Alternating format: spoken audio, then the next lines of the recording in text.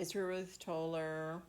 Grandma's going to read you some of the stories from the Beatrix Potter book that you enjoy so much. I'm going to start with one of her first, and hope you're going to enjoy it. I'm sure you are. The Tale of Peter Rabbit.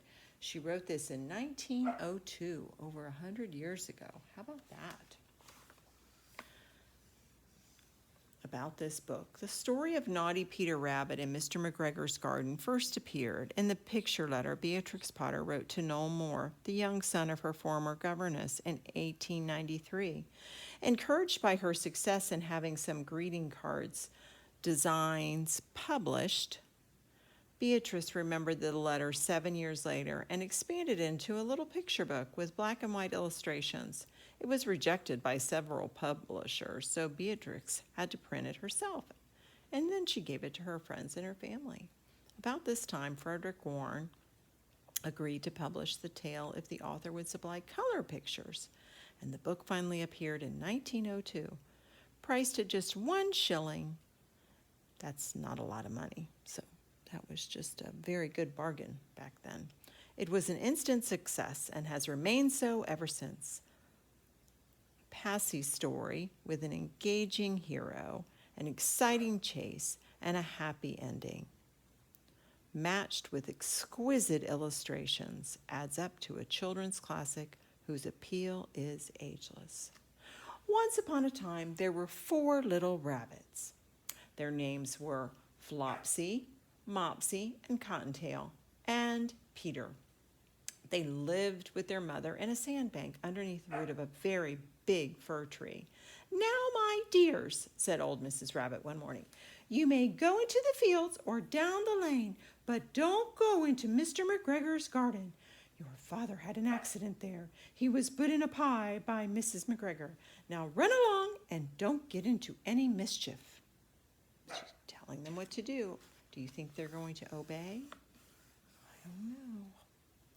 Look at the pictures. Grandma's going to let Lou in. Come on, Lou. Inside. Hurry up. Inside.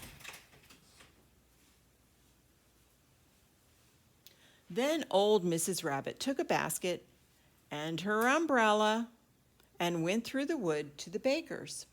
She bought a loaf of brown bread, 5 currant buns. Flopsy, Mopsy, and Cottontail were good little bunnies and went down to the lane to gather blackberries. Ooh, you would like to do that, wouldn't you? But Peter, who was very naughty, ran straight away to Mr. McGregor's garden and squeezed under the gate. First he ate some lettuces and some French beans, and then he ate some radishes. And then, feeling rather sick, he went to look for some parsley. But round the end of a cucumber frame, who should he meet but Mr. McGregor? Mr. McGregor was on his hands and knees planting out young cabbages, but he jumped up and ran after Peter, waving a rake and calling out, "Stop, thief!" Peter was most dreadfully frightened, and he rushed all over the garden, for he had forgotten the way back to the gate. He lost one of his shoes amongst the potatoes and the other amongst the cabbages. After losing them, he ran on 4 legs and went faster, so that I think he might have gotten away altogether if he had not unfortunately run into a gooseberry net and got caught by the large buttons on his jacket. It was a blue jacket with brass buttons, quite new. Peter gave himself up for lost and shed big tears, but his sobs were overheard by some friendly sparrows, who flew to him in great excitement and implored him to exert himself. Mr. McGregor came up with a sieve, which he intended to pop upon the top of Peter, but Peter wriggled out just in time, leaving his jacket behind him, and rushed into the tool shed and jumped into a can. It would have been a beautiful thing to hide in if it had not had so much water in it. Mr. McGregor was quite sure that Peter was somewhere in the tool shed, perhaps hidden underneath the flower pot. He began to turn them over carefully, looking under each one. Presently, Peter sneezed. Achoo! Mr. McGregor was after him in no time and tried to put his foot upon Peter, who jumped out of the window, upsetting 3 plants. The window was too small for Mr. McGregor, and he was tired of running after Peter. He went back to his work. Peter sat down to rest. He was out of breath and trembling with fright, and he had not the least idea which way to go. Also, he was very damp with sitting in that can. After a time, he began to wander, going lippity-lippity, not very fast, and looking all around. He found a door in a wall, but it was locked, and there was no room for a fat little rabbit to squeeze underneath. An old mouse was running in and out over the stone doorstep, carrying peas and beans to her family in the wood. Peter asked her the way to the gate, but she had such a large pea in her mouth she could not answer. She only shook her head at him, and Peter began to cry. Oh, it's kind of sad.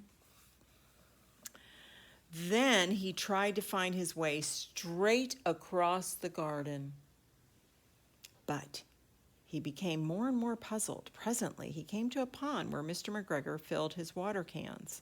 A white cat was staring at some goldfish. She sat very, very still, but now and then the very tip of her tail twitched as if it were alive. Peter thought it was best to go away without speaking to her. He had heard about cats from his cousin, Benjamin Bunny.